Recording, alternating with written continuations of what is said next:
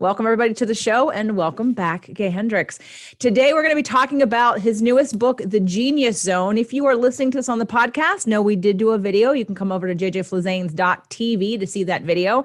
And if you're finding us here on YouTube, know that I have a podcast. You can click below, download it, take it with you. You don't have to sit here and watch us talk to each other. So lots of things, options for you in terms of convenience. So The Genius Zone, welcome back to the show, Gay.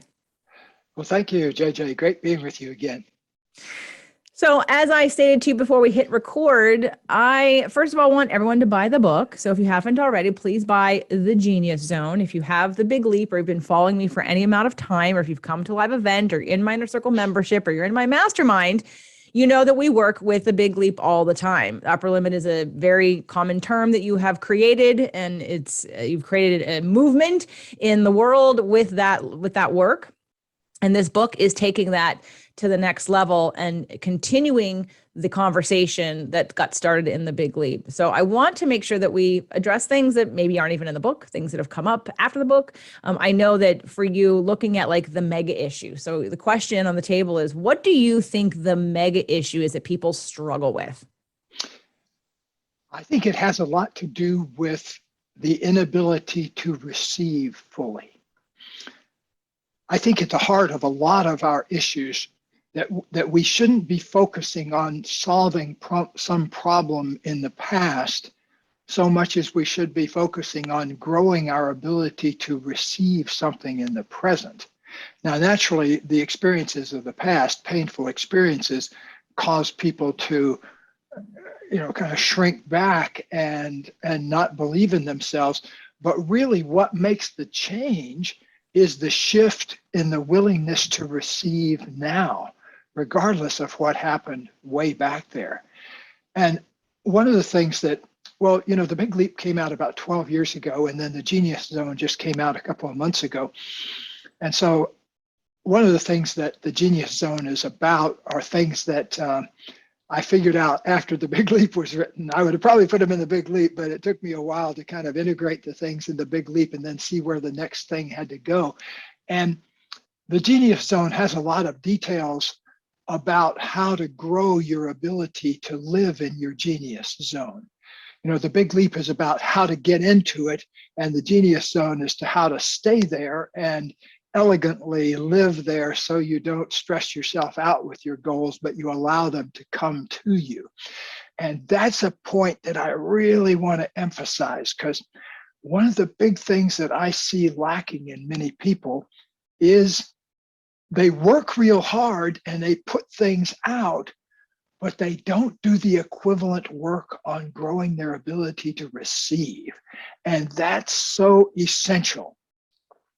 So I spend a lot of my time in my work with people finding out where they're limiting themselves and helping them put some new programming in that says, basically, I commit to growing my genius every day of my life. I think that's the new commitment that people are making that allows them to get out from under their upper limit and also open themselves to receiving to the max. I keep harping on receiving because if you think about it, all day long, you're in the act of giving and receiving with something very natural that's occurring 20,000 times a day, which is your breathing. So you're breathing in, you're taking in oxygen, and then you're breathing out CO2, and the plants around you, that's what they live on. And so you're feeding the flowers with your out breath, and you're receiving the gift of nature on the in-breath. So everything in life comes down to the extent to which you're giving and the extent to which you're receiving. And instead of focusing on trying to unhook yourself from past problems, I want everybody to put the equivalent amount of energy into growing their ability to receive whatever it is in the present. Like particularly just general positive energy. You can call it when it's very refined positive energy, you could call it love. And if the person delivering your mail just says to you, hey, nice new hat you've got, those are both types of positive energy coming in. And the question is, how open am I to receiving positive energy fully? Am I open only 10%? I remember one time walking down the street, Katie and I were walking down the street in Boulder, Colorado, with a woman, a fellow therapist who was more of a friend of Katie's. I didn't know her very well, but in just being around her for an hour or two, I found myself liking her. And I said to her, I really appreciate you for, and she broke in and said, why am I suddenly suspicious? And, so I was going to say, I really appreciate the way you had laid out your living room in your apartment. It looks so friendly. So that was they're going to be the end of my sentence, but something about delivering an appreciation frightened her. And so a lot of us have as much resistance to receiving positive energy as we have to fully expressing our positive energy. To me, the full expression of positive energy is when we're busy growing our own business, our own genius business, whatever that business is, whether it's a relationship or a business or a sport, but growing your genius is one aspect of living. Growing your ability to receive is profoundly important, because just like you can only love another person to the extent that you love yourself genuinely, you can really only serve another person. In other words, you can only inspire other people, not through your words, but through your living example. So the moment you open up to expressing more of your genius, the more it automatically serves the people around you. And it doesn't help the people around you if you keep your genius hidden, because stymied creative potential drives a lot of people to criticize other people and to be sick and have accidents. Stifled creative potential is one of the biggest forces in nature, because human beings are profoundly creative. And our job here is to express the fineness of our creativity, what I call your genius. And if we hold back on that, that causes problems that ricochet up and down the system. I actually recorded a show this week, as we're recording this right now, and your show's coming out probably in another week or two. So it's going to be pretty close together. And it was the 7 traits of highly successful people. And the 4th trait had to do with allowing and creating space for creativity. And I even referenced the Genius Zone book and how much time you spend in creativity, because it's like our life force. And I don't know if you talked about this in the book or if this is some other place I remember this conversation, but it's like it's taking back that childlike awe and wonder and those questions and the how can I and the possibility seeking and the openness that we as adults tell ourselves we can't do because it's not practical, it doesn't make money, it's not responsible.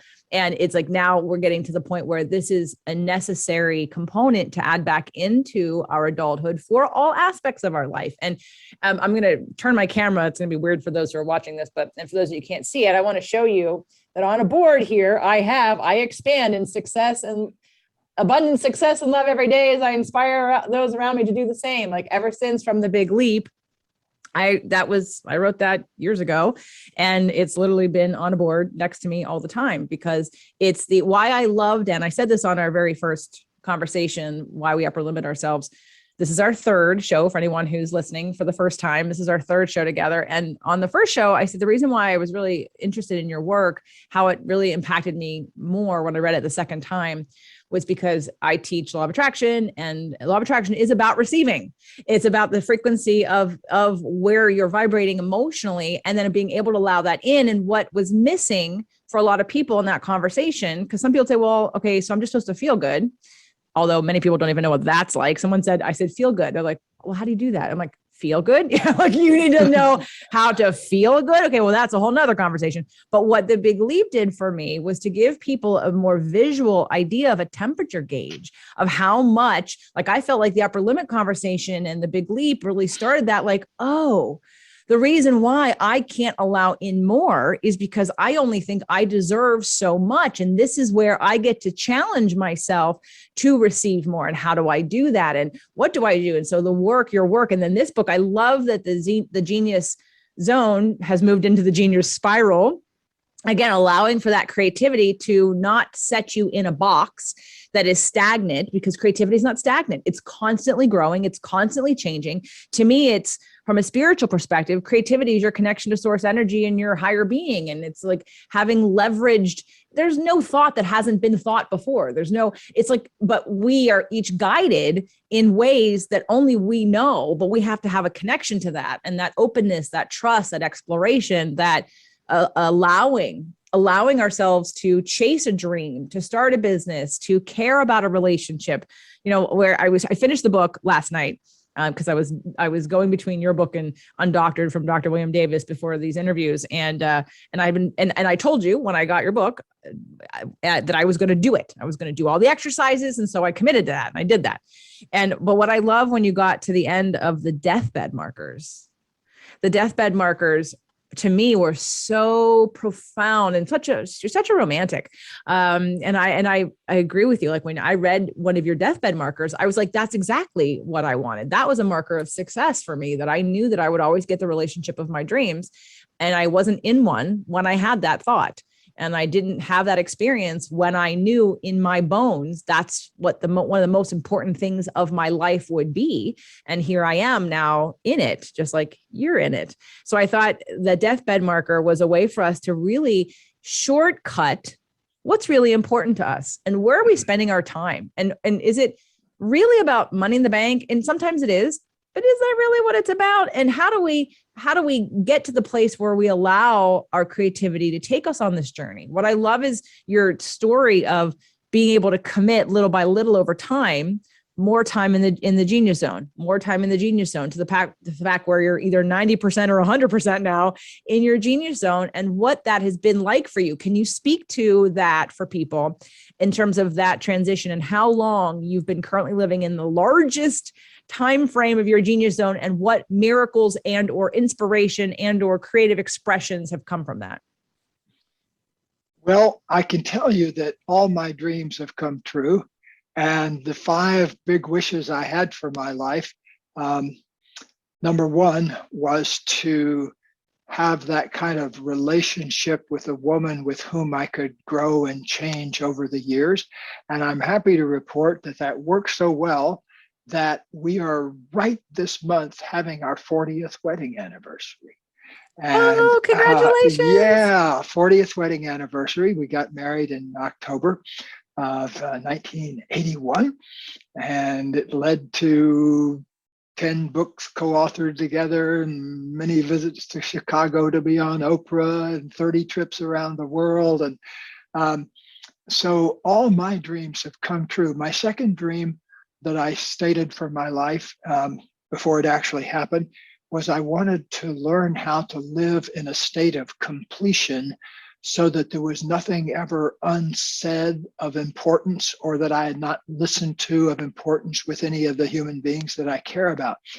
And that took me a while to do. I had to clean up a bunch of stuff, but once I got it cleaned up, I've had, at least 30 years or so of living in a state of completion where I really haven't had any secrets or holdbacks or things I haven't been willing to listen to.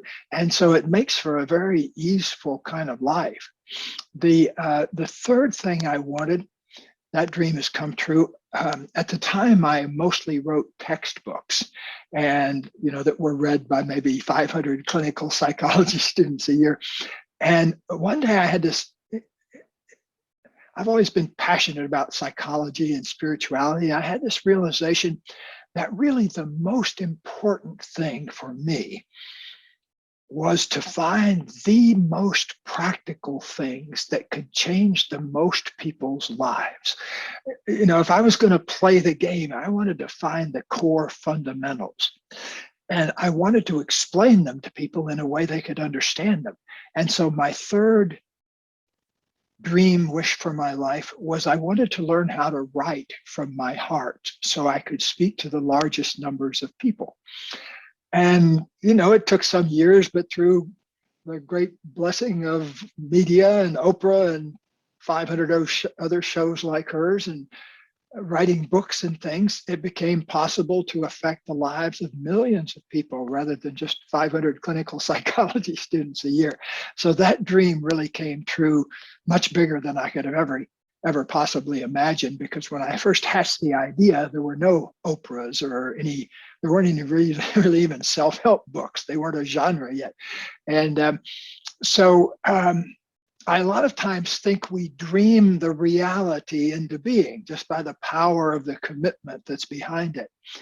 My fourth big dream for my life that came true was I wanted to learn as much as I could and experience as much as I could about the creator force in life, whether you call it God or spirit or whatever the word for it is you use, but that animating function of life that's the same in me as it is in you, and it would be the same in me even if I'd grown up the next door house. And I've learned as much as I possibly could about it, so I feel complete. I'd like to learn more as I get older, but that feels complete to me in the sense that I'm learning as much about it as I have the capacity to learn. The fifth thing that I set up for my life was I wanted to learn how to savor the moments of my life, just being here.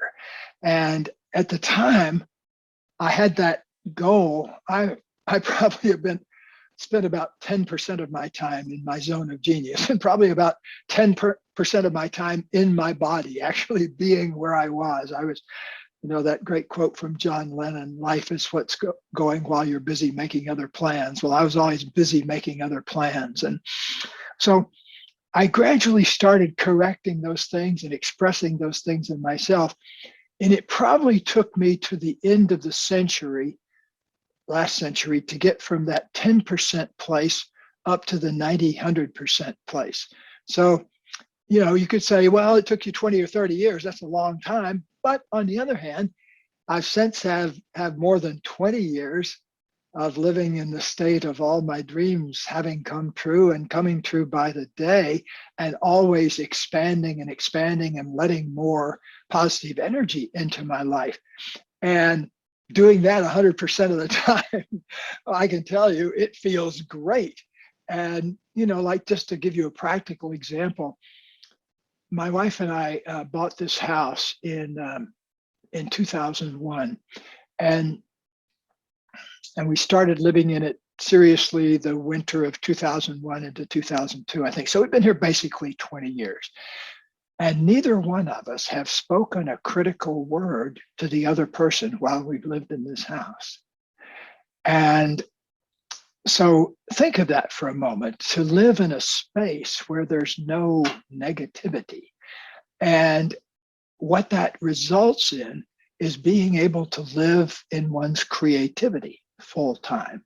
So both of us have been able to live uninterruptedly in the flow of our creativity because we're not going around interrupting it by criticizing and blaming and those kind of things. So while it might take you some years to make those commitments come true, you've really got to start somewhere. So I encourage you this very day to make a commitment, just like I commit to bringing forth more and more of my genius every day in my life. That's a simple commitment. But if you're willing to line up your heart and your head and get sincere about that commitment, I can promise that you'll start seeing things around yourself that you just weren't seeing today. Like I talk a lot in the new book, in the Genius book, about what I call genius moments. And they're happening all the time. I wouldn't have believed that 50 years ago. But now I have unshakable proof of it. I have the sweetest inbox in town, I think, because I've written The Big Leap and Genius Zone and books like that. I get people send me their big leaps all the time and appreciate me for the book, and because it helped them get over some illness they had, break through to some new level of making money. Like I just heard from one guy this month that was trying to sell his business for $50 million, and he did some big leap work, sold it for $54 million. So that's a practical thing. Having another $4 million is a good thing. You could give it to the charity of your choice or fund some cause that you believe in. But at least you got 4 million. And the only change that happened was he expanded his ability to receive and work directly on his ability to receive. So there's this quote that I use in the Genius Zone that says, if you bring forth what is within you, what is within you will save you. What is if you do not bring forth what is within you, what is within you will destroy it. And I got that. It's from the apocryphal Gospel of Thomas. That is one of the books that was originally considered part of the Bible, that they did some editing on the Bible at, I think, 400 AD or something like that, and trimmed out a lot of the things. And the Gospel of Thomas didn't make the cut. But it's got that great quote in it that I have seen the truth of that so many times in our counseling practice, because like I remember a woman, this brings my tears to my eyes to even think about it, a woman that had a tumor that she was trying to disappear through, or dissolve is the word I'm looking for, not disappear, but to dissolve through using versions of visualization. But it turned out to be nothing to do with visualization in a way. What it had to do was something she had never loved in herself, something that she'd been jury and judge, and judges herself for something that wasn't any of her responsibility. It was a sexual, a semi-rape, but she was a nun at the time, and it had a great deal of a charge. Mm-hmm. So it's a body thing. It was something she hadn't learned to love and accept in her body. That's the way I think healing often happens. I would call it the hardest journey and the longest journey you'll ever have, is having 12 inches from your head to your heart. Because if you can get the power of your mind and the power of the heart, if you can get those things, you've got a super power that's much better than anything you'll see in an IMAX movie?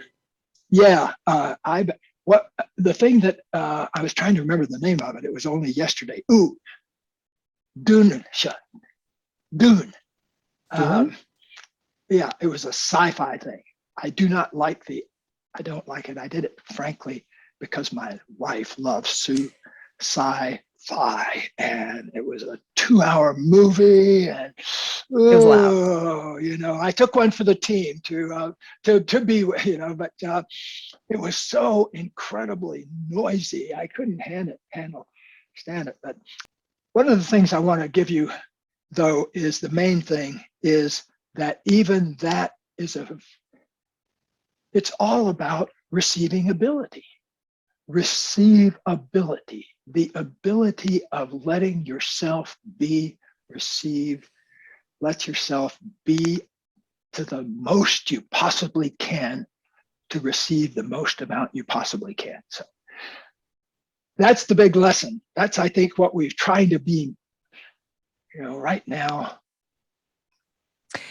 So in terms of, and I know that this is kind of a little bit in both of the books, or at least that's how I interpreted The Big Leap with the work that I do, because it gave people a reflection and a visual, like you're talking about visualization. In fact, that's how I've helped people with your work, with Big Leap work, is once we find what it is and where we are with that, then I have walked people through a guided visualization and having them receive more, opening up to more, and giving them feedback and things they can think about and see in their mind, and feelings to feel, and also opening up their heart more and allowing it more in, and noticing what's coming for them, and being able to, again, create new neural pathways of possibly receiving. But that's in a guided visualization. So what would you say for the average person would be a couple, like, normal, like you said, like accepting a compliment, or not stopping somebody from giving you a compliment, or not telling them, oh, no, like receiving the compliment? Like, that's an easy thing that people can notice about themselves right now. If you had to like pick a couple more, what do you think they would be?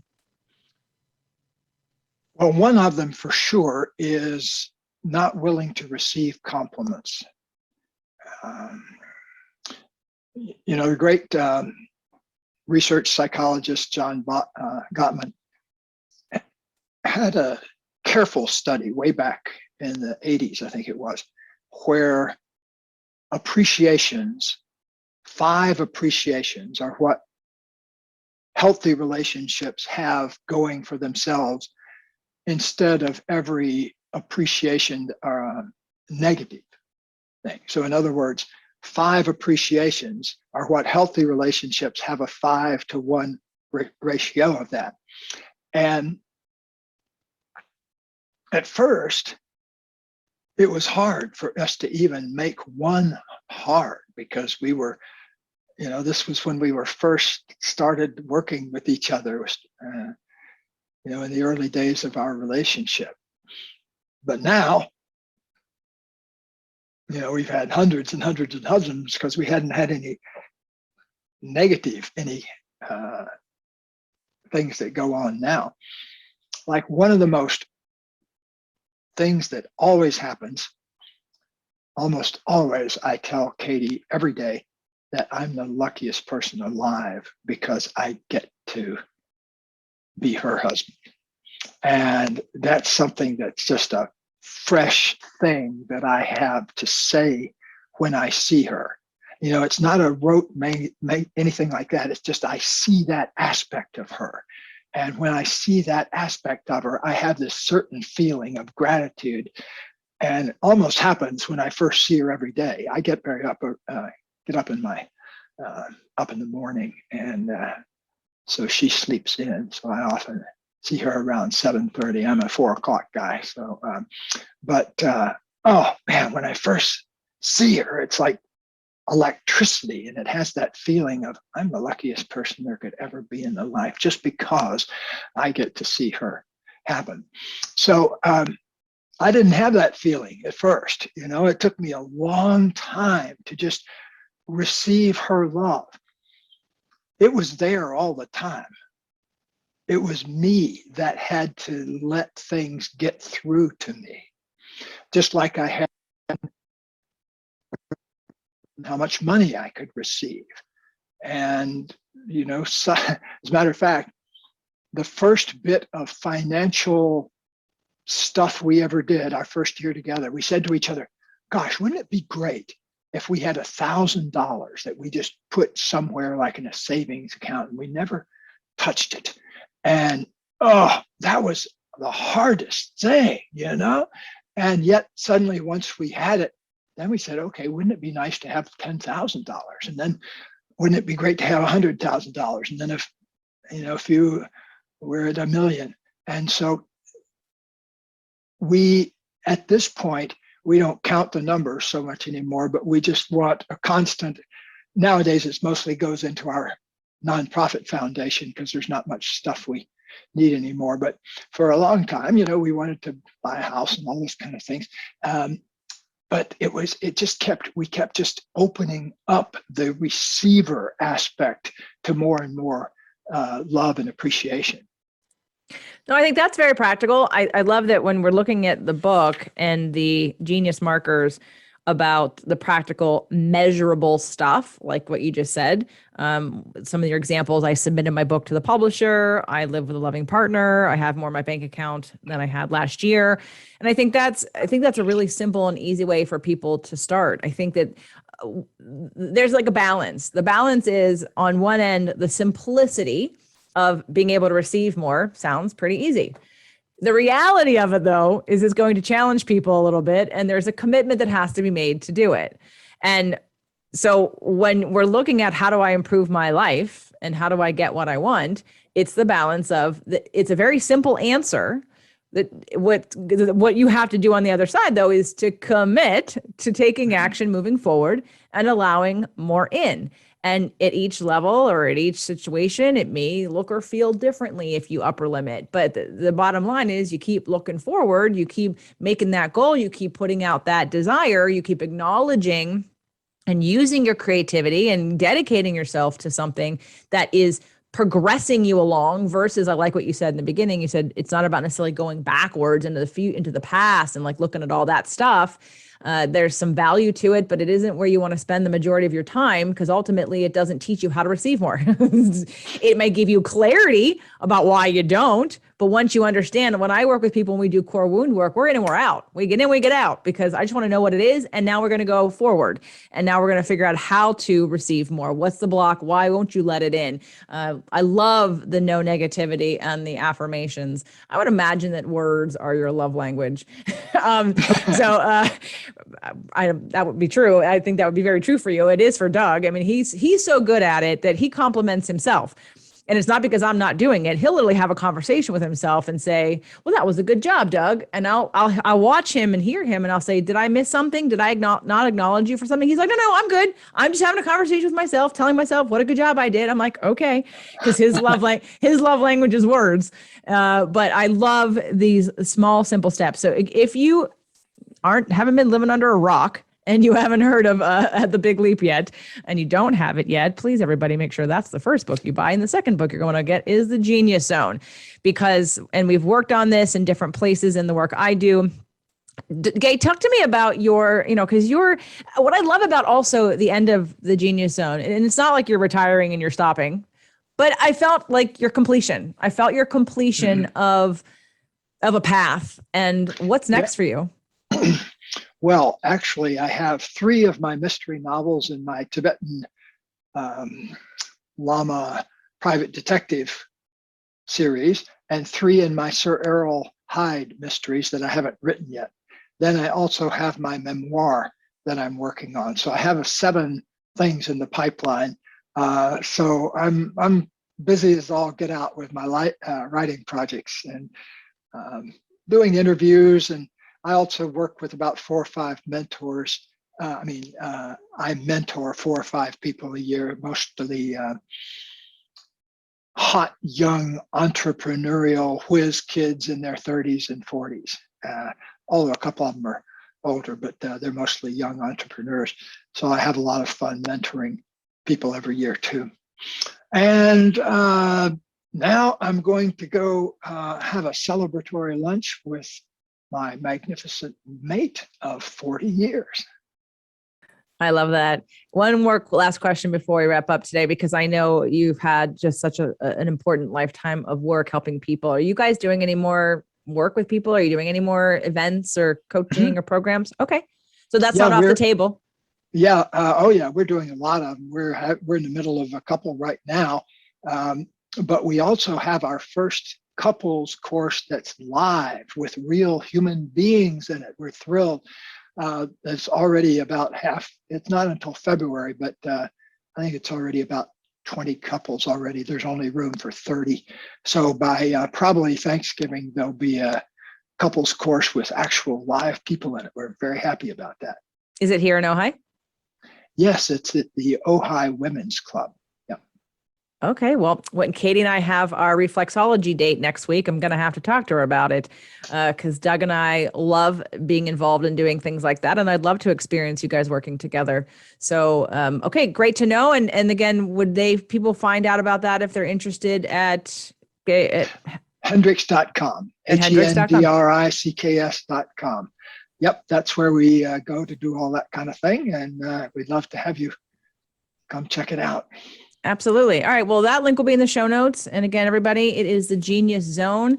It's also the Big Leap. Again, these are tools you need, not just for business, but for life, for love, for relationships, for health. They will help you in all ways. So please make sure to get your copy of Genius Zone and the Big Leap if you don't have it. Gay, thank you for your time today. Thanks a lot, JJ.